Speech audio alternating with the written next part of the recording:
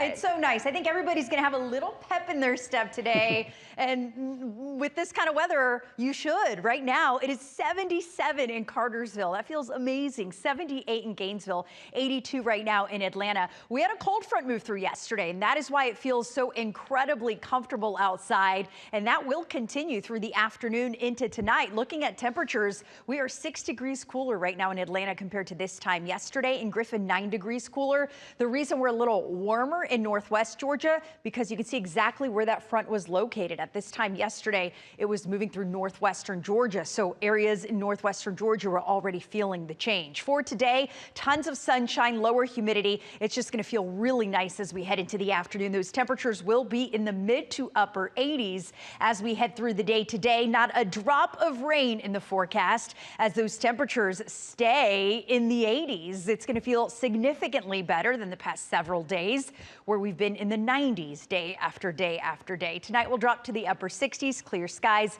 It will be another cooler night. So as you head to bed and wake up tomorrow, you're going to notice that change again as you wake up and head out the door. And then we have another night in the 60s on Friday. After that, we will gradually warm up. Normal low this time of year is 72 degrees, and we will see those temperatures back to the 70s starting this weekend and continuing into next week. And not only are we going to see those evening temperatures warm up, we're going to see those afternoon temperatures warm up as well. By Thursday, we'll be in the upper 80s. By Friday, we'll be in the low 90s. And then by Saturday, we will warm up to the mid 90s, and it will stay very hot as we head through the entire weekend. But although hot, we are going to keep it dry. No rain in the forecast as we head through the weekend and even into early next week. So that 7-day forecast looking great. We're watching an area in the Gulf that could develop. As of now, only a 20% chance of development. If that changes, we'll let you know. But for now, I'm not expecting any impacts for us here in Georgia.